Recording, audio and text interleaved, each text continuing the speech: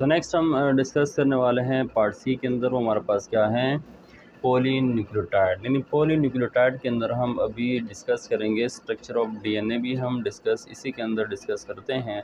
तो पॉलीन्यूक्लियोटाइड का मतलब क्या है कि nucleic acid normally as a polynucleotide काम करता है, यानी इससे जो फंक्शन होता है इस तरह वो क्या करता है, in the form of polynucleotide वो वर्क करते हैं, उनके फंक्शन परफॉर्म करते हैं।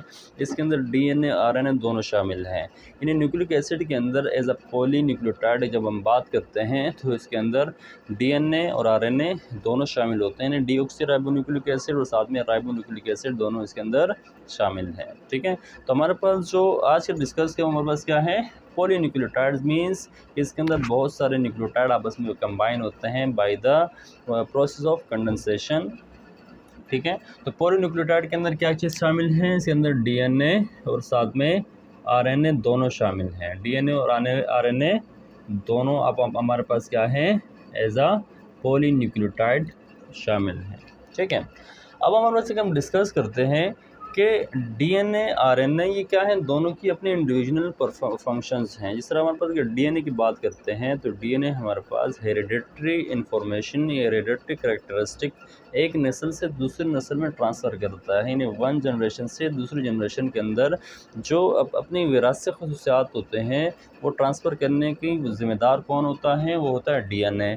इस तरह आरएनए भी के भी डिफरेंट फंक्शन हैं, जिस तरह ट्रांसफॉर्मेशन, इस तरह ट्रांसक्रिप्शन वगैरह, या जो प्रोटीन सिंथेसिस होते हैं वो कौन करता है, आरएनए। आरएनए की भी डिफरेंट टाइप्स होती हैं, transfer RNA, messenger RNA, ribosomal RNA. ठीक है, तो ये दोनों किस चीज़ में आते हैं, पॉलीन्यूक्लियोटाइड्स के अंदर आते हैं। तो पॉलीन्यूक्लियोटाइड्स हमारे पास दोनों हैं, डीएनए भी हैं और आरएनए भी हैं। जिस तरह हम डिस्कस करते हैं स्ट्रक्चर ऑफ न्यूक्लियोटाइड जो हम डिस्कस कर चुके हैं, तो न्यूक्लियोटाइड के अंदर क्या क्या चीज़ शामिल होती हैं, सबसे पहले हम डिस्कस करते हैं कि उसके अंदर शामिल है, एक शामिल होता है ये हमारे पास पेंटोज शुगर, दूसरा हमारे पास क्या होता है, नाइट्रोजनस बेसिस होता है। ठीक है, तीसरा क्या होता है, तीसरा होता है फॉस्फेट ग्रुप। इसके अंदर ये क्या है, हमारे पास एक न्यूक्लियोटाइड का मॉलिक्यूल कहलाता है, जिसके अंदर राइबोज शुगर होता है, नाइट्रोजनस बेसिस हैं, साथ में फॉस्फेट ग्रुप हैं। ठीक है, अगर हम स्ट्रक्चर ऑफ डीएनए की बात करते हैं, अभी हम डिस्कस करने जा रहे हैं स्ट्रक्चर ऑफ डीएनए। ठीक है, तो स्ट्रक्चर ऑफ डीएनए अगर हम बात करें तो इसका स्ट्रक्चर क्या आप डिस्कस कर, स्ट्रक्चर ऑफ डीएनए। ठीक है, अगर हम स्ट्रक्चर ऑफ डीएनए की बात करते हैं तो स्ट्रक्चर लाजमी बात है किस चीज़ से बनते हैं, न्यूक्लियोटाइड से बनते हैं। ठीक है, और 1953 के अंदर वॉटसन एंड क्रिक ने जो मॉडल पेश किया था वो भी हम इसके अंदर डिस्कस कर लेते हैं। तो जो बस न्यूक्लियोटाइड्स होते हैं वही आपस में कंबाइन होकर क्या बनाते हैं, पॉलीन्यूक्लियोटाइड बनाते हैं। तो इस तरह अगर हम डीएनए की स्ट्रक्चर देखते हैं, ठीक है, तो डीएनए के स्ट्रक्चर के अंदर न्यूक्लियोटाइड शामिल हैं, लेकिन किस तरह आपस में कंबाइन होते हैं होम स्ट्रक्चर से इसका थोड़ा स्ट्रक्चर से हम उसको क्या कर लेते हैं, कंपेयर करते हैं। तो जो डीएनए के अंदर जो न्यूक्लियोटाइड्स होते हैं वो कॉम्प्लीमेंट्री होते हैं। क्या होते हैं, कॉम्प्लीमेंट्री होते हैं। सही है, ठीक है। अगर हमारे पास एक इस तरह, यानी अगर इसके दोनों आपस में अपोजिट डायरेक्शन में मूव करते हैं, फर्ज करें अगर आपके पास एक डायरेक्शन 3 प्राइम है, 3 से मूव कर रहे हैं 5 की तरफ, तो दूसरा डायरेक्शन क्या है, दूसरा 5 से मूव करेगा 3 की तरफ। अगर एक 3 से 5 की तरफ मूव कर रहा है तो दूसरा 3 से 5 की तरफ मूव करता होगा। ये दोनों एक दूसरे के क्या होते हैं, अपोजिट डायरेक्शन में मूव करते हैं। अगर एक नाइट्रोजनस बेसिस ऐसा है तो दूसरा नाइट्रोजनस बेसिस किस तरह होगा, वो इसके अपोजिट में होगा। ठीक है, यहीं पर होगा नाइट्रोजनस बेसिस। ठीक है, यहाँ पर क्या आपके पास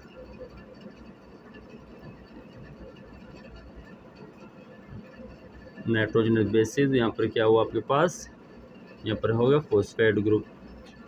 ठीक है, ये क्या है, बिल्कुल नाइट्रोजन बेसिस हैं, राइबोज शुगर हैं, साथ में क्या है, फॉस्फेट ग्रुप हैं। इस तरह अगर हम यहाँ पर देखते हैं, अगर हम देखते हैं इस तरह कार्बन नंबर 1 2 3 4 और 5, यहाँ पर देखते हैं क्या है हमारे पास, ये भी हमारे पास कितने हैं, 5 इसके अंदर भी हैं। ये हमारे पास 1 2 3 4 5। ठीक है, इन दोनों के अंदर क्या है हमारे पास, 3 और 5 कार्बन शामिल हैं। तो इस तरह अगर हम दूसरा है तो हमारे पास क्या होगा, दूसरा भी मॉलिक्यूल इसी तरह ही होगा। ये एक शुगर है, ठीक है, यहाँ पर क्या है, नाइट्रोजनस बेस, ठीक है, यहाँ पर क्या होगा, एक फॉस्फेट ग्रुप शामिल है, लेकिन वो फॉस्फेट ग्रुप किससे अटैच होगा, 3 यानी कार्बन नंबर 3 से यहाँ पर अटैच होता है, ठीक है। इस तरह हम यहाँ पर बात करते हैं जब नाइट्रोजनस बेस हैं, ठीक है, यहाँ पर क्या है, एक पेंटोस शुगर है, यहाँ पर क्या है, फॉस्फेट ग्रुप हैं, ठीक है। दूसरा जो थर्ड पोजीशन होता है, इस तरह 1 2 3 4 5, जो ये कार्बन है, कार्बन नंबर 3, ठीक है, जो कार्बन नंबर 3 होता है, इससे क्या होता है, फॉस्फेट ग्रुप बॉन्डेड होता है, ठीक है। ये जो फॉस्फेट ग्रुप होता है, इस बॉन्ड का नाम क्या लेते हैं, फॉस्फो डाई ईस्टर बॉन्ड। तो इस तरह ये कौन सा क्या कहलाएगा, ये भी क्या है आपके पास, फॉस्फो डाई ईस्टर बॉन्ड, ठीक है। ये दो डीएनए यानी दो न्यूक्लियोटाइड को आपस में बॉन्ड करने वाले जो बॉन्ड होते हैं उसका क्या नाम देंगे, फॉस्फोडाई ईस्टर बॉन्ड, ठीक है। इससे हम तीसरा स्ट्रक्चर तीसरा में बना लेते हैं, ठीक है। तीसरा न्यूक्लियोटाइड का स्ट्रक्चर बनाते हैं तो तीसरा न्यूक्लियोटाइड भी कुछ यूज़ तरह होगा, ठीक है। ये तीसरा न्यूक्लियोटाइड यहाँ पर पास क्या है, नाइट्रोजनस बेसिस, यहाँ पर क्या है पास, फॉस्फेट ग्रुप, ठीक है। ये first carbon, second carbon, third carbon, 4 carbon और 5 कार्बन, ठीक है। तो 5 किससे मिलेगा, 3 कार्बन से, इस तरह 1 कार्बन, 2 कार्बन, 3 कार्बन, 4 कार्बन, 5, तो ये 3 किससे मिलेगा, फॉस्फेट, ये इससे मिलते हैं, सही है। तो इसे अगर हम यहाँ पर बनाते हैं तो यहाँ पर भी कुछ इस तरह हमारे पास स्ट्रक्चर होगा, किसका, राइबोस शुगर का, यहाँ पर क्या है, फॉस्फेट ग्रुप है, ठीक है। यहाँ पर क्या होगा, इसके साथ साथ यहाँ पर इसके पास नाइट्रोजनस बेसेस, इस करीब बना लेते हैं, ठीक है। तो ये नाइट्रोजनस बेस हैं, ठीक है। यहाँ पर क्या हमारे पास राइबोस शुगर हैं, यहाँ पर हमारे पास क्या है, फॉस्फेट ग्रुप, ठीक है। अब जैसे जो थर्ड कार्बन होगा 1 2 3 4 5, जो थर्ड कार्बन होगा किससे अटैच होगा, फॉस्फेट ग्रुप से, ठीक है। तो इस तरह ये जो बॉन्ड आपस में बनते हैं, ये आपस में क्या कहते हैं, फॉस्फोडाइस्टर बॉन्ड, ये भी क्या कहलाता है, फॉस्फोडाइस्टर बॉन्ड, ठीक है। तो इस तरह ये भी क्या है, फॉस्फोडाइस्टर बॉन्ड, ये आपस में क्या है, फॉस्फोडाइस्टर बॉन्ड के जरिए क्या आपस में क्या बनाते हैं, स्ट्रक्चर्स बनाते हैं, ठीक है। तो इस तरह क्या होता है, ये हमारे पास क्या होता है, स्ट्रक्चर ऑफ न्यूक्लियोटाइड, यानी स्ट्रक्चर ऑफ डीएनए किस तरह फॉर्म होता है, इस तरह ही फॉर्म होता है, आपस में बढ़ते रहते हैं। एक और बना लेते हैं यहाँ पर, ये हमारे पास क्या है, एक पेंटोस शुगर है, ठीक है, ये क्या है, नाइट्रोजनस बेस है, ठीक है। यहाँ पर क्या है, एक फॉस्फेट ग्रुप है, इसका 3 और इसका फॉस्फेट ग्रुप और कार्बन नंबर 3 के अंदर क्या होता है, बॉन्ड की फॉर्मेशन होती है, ठीक है। और यहाँ पर क्या है, यहाँ पर भी नाइट्रोजनस बेस होता है, सही है। ये क्या हमारे पास, नाइट्रोजनस बेस, ये आपके पास क्या है, शुगर का मॉलिक्यूल, यहाँ पर क्या है, फॉस्फेट ग्रुप, ठीक है। तो इसका जो थर्ड होता है, यानी 1 कार्बन, 2 कार्बन, 3 4 5, तो थर्ड से क्या मिलता है, फॉस्फेट ग्रुप आपस में बॉन्ड होने होता है by the help of phosphodiester bond, ठीक है। कौन सा बॉन्ड है, फॉस्फोडाइस्टर बॉन्ड के जरिए। अब यहाँ पर हम डिस्कस करते हैं, एक 3 से 5 प्राइम, दूसरा 3 से यानी 3 से 5 प्राइम डाउनवर्ड और 3 से 5 5 अपवर्ड। हम डिस्कस करते हैं, हमारे पास जो 5 पोजीशन होता है, ठीक है, ये 5 पोजीशन नॉर्मली जब कोई फॉस्फेट कोई डीएनए नहीं ऊपर क्या होता है, CH2OH होता है, ठीक है। तो इस तरह इसके पास भी क्या होगा, CH2OH, ठीक है। ये 5 कार्बन है, तो इसके 5 कार्बन फ्री हैं, ठीक है। और इससे क्या होता है, इसका 3 कार्बन फ्री है, ठीक है, पर कोई बॉन्डिंग नहीं है, ठीक है। तो ये 3 प्राइम से किस तरह मूव कर रहे हैं, 5 प्राइम, ठीक है। जिसका मतलब ये है ये 3 से कहाँ पर मूव कर रहा है, 3 प्राइम से मूव कर रहा है, किस में, 5 प्राइम। इस तरह यहाँ पर देखते हैं, ठीक है। इससे क्या फ्री है, इसका हमारे पास यहाँ पर फ्री है, इसका भी यहाँ पर हमारे पास 3 फ्री हैं, ठीक है, 3 वाले फ्री हैं, और यहाँ पर क्या है, 5 वाले जो हमारे पास कार्बन है ये भी क्या है, फ्री हैं। तो 3 से किस तरह मूव कर रहे हैं, 5, तो हम यहाँ पर क्या लिख सकते हैं, 3 से 5, तो ये क्या बनाए, इसे कॉम्प्लीमेंट्री, आपस में क्या करते हैं, ये अपोजिट डायरेक्शन में एक दूसरे के मूव करते हैं। अब हमारे जो नाइट्रोजनस बेसिस हमने यहाँ पर डिस्कस किया है, पिछले वीडियो के अंदर, पिछली क्लास के अंदर हमने डिस्कस किया था कि हमारे पास नाइट्रोजनस बेसिस कितने, अगर हम डीएनए के स्ट्रक्चर की बात करते हैं तो कितने टाइप्स होते हैं, 4 टाइप्स के। एक था ग्वानिन, दूसरा क्या था एडेनिन, ठीक है, एक क्या था हमारे पास, एक हमारे पास क्या था थायमीन, दूसरा हमारे पास क्या था यूरासिल आरएनए के अंदर होता है, ठीक है। तो नेक्स्ट हमारे पास क्या था साइटोसिन, यानी ग्वानिन, इन 4 टाइप से हमारे पास होता है, ग्वानिन, थायमीन, एडेनिन और साइटोसिन, ठीक है। तो इसमें जो हमारे पास जो जी और सी आपस में बॉन्डिंग करते हैं, ठीक है, जी और सी आपस में कंबाइन होते हैं, और इस तरह ए और टी आपस में क्या होते हैं, कंबाइन होते हैं, ठीक है।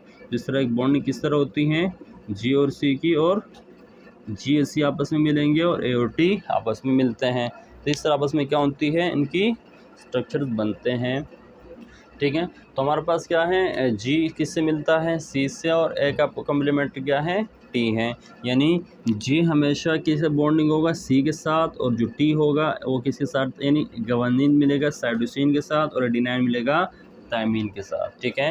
पर सर मेरे पास यहाँ पर नाइट्रोजनस बेसिस हैं, यहाँ पर मेरे पास हैं थायमीन, ठीक है। तो थायमीन का कॉम्प्लीमेंट कौन सा होगा, एडेनिन, दोनों के अंदर कौन सा बॉन्ड है, डबल बॉन्ड, ठीक है ना, डबल बॉन्ड आपस में मिलते हैं। तो ये डबल बॉन्ड कौन से बॉन्ड से, ये बोलते हैं हाइड्रोजन बॉन्ड, कौन से बॉन्ड कहलाते हैं, ये होते हैं हाइड्रोजन बॉन्ड, ठीक है, क्या होते हैं, हाइड्रोजन बॉन्ड, ठीक है। इस तरह फर्स्ट है यहाँ पर आपके पास है, यहाँ पर आपके पास है ग्वानिन, तो यहाँ पर आपके पास कौन सा, नेक्स्ट कौन सा होगा, यहाँ पर आपके पास होगा साइटोसिन, दोनों कॉम्प्लीमेंट्री होते हैं, ये नहीं हो सकता है ग्वानिन एडेनिन के साथ मिले, साइटोसिन थायमीन के साथ मिले, जैसी बॉन्डिंग ही नहीं होती। तो ग्वानिन और साइटोसिन के दरमियान ट्रिपल बॉन्ड होता है। इस तरफ यहाँ पर क्या है आपके पास, यहाँ पर आपके पास है एडेनिन, तो यहाँ पर एक साथ क्या होगा, सामने होगा थायमीन, दोनों के कौन सा बॉन्ड मौजूद होता है, डबल बॉन्ड, ठीक है। कौन सी बॉन्ड, कौन सी ये बॉन्डिंग होती है हाइड्रोजन बॉन्डेड, कौन सी बॉन्ड होती है, ये भी कौन सी बॉन्डिंग है, हाइड्रोजन बॉन्डिंग, ठीक है। देखिए पर फर्स्ट यहाँ पर आपके पास क्या है, यहाँ पर आपके पास है सी, यहाँ पर आपके पास क्या होगा जी, ठीक है। सी और जी के अंदर कौन सा बॉन्ड होता है, ट्रिपल बॉन्ड, यानी ट्रिपल हाइड्रोजन बॉन्ड यहाँ पर में इसके अंदर मौजूद होता है, ठीक है। तो ये हमारे पास क्या था, डीएनए हेलिकल स्ट्रक्चर, तो हमारे पास डीएनए डबल स्टैंडर्ड स्ट्रक्चर कहलाता है। तो इसके डिफरेंट प्रॉपर्टीज़ हैं। सबसे पहले क्या है कि डीएनए क्या है, बस डबल हेलिक्स स्ट्रक्चर है, और हेलिक्स के अंदर तकरीबन 4 न्यूक्लियोटाइड मौजूद होते हैं, यानी हर हेलिक्स के अंदर अगर आप देखें, बस यहाँ पास क्या है, ये डीएनए का एक स्ट्रक्चर है, ठीक है, ये डीएनए का क्या है, डबल हेलिकल स्ट्रक्चर है, ठीक है। तो हर हेलिकल के अंदर क्या होते हैं, तकरीबन 4 न्यूक्लियोटाइड आपस में कंबाइन होते हैं, क्या होते हैं, 4 न्यूक्लियोटाइड आपस में क्या होते हैं कम। अगर यहाँ पर सी है तो यहाँ पर क्या होगा जी, यहाँ पर टी है तो यहाँ पर क्या होगा ए, यहाँ पर ए है तो यहाँ पर क्या होगा टी, तो यहाँ पर सी है तो यहाँ पर क्या होगा जी। तो हर हेलिक्स के अंदर कितने न्यूक्लियोटाइड होते हैं, तकरीबन इस तरह 4 न्यूक्लियोटाइड मौजूद होते हैं। ए के सामने टी, सी, जी के सामने सी, ए के साथ क्या होगा टी, बॉन्ड करते हैं by the help of hydrogen, यानी दोनों न्यूक्लियोटाइड इन नाइट्रोजन बेसिस के दरमियान जो बॉन्डिंग होती है, क्या बॉन्डिंग होती है, हाइड्रोजन। जी और सी के दरमियान ट्रिपल बॉन्ड, और टी एंड ए के दरमियान क्या होता है, डबल बॉन्ड। दूसरा क्या होता है कि एक मूव करते हैं 3 to 5 प्राइम, दूसरा मूव करते हैं 3 to 5 प्राइम, मतलब कि ये न्यूक्लियोटाइड और ये न्यूक्लियोटाइड आपस में क्या है, अपोजिट डायरेक्शन के अंदर मूव करते हैं। क्या मूव करते हैं, अपोजिट डायरेक्शन के अंदर। अगर इसको आप देख सकते हैं कि क्या है, बिल्कुल अपोजिट हैं, वे क्या हैं, बिल्कुल एक दूसरे के अपोजिट डायरेक्शन में मूव करते हैं, ठीक है।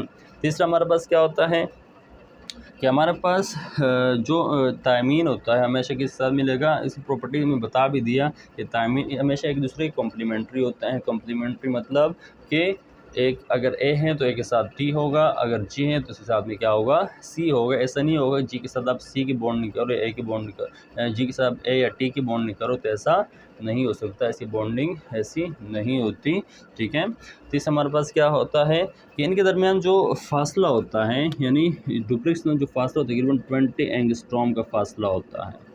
क्या फासला होता है, 20 एंगस्ट्रॉम।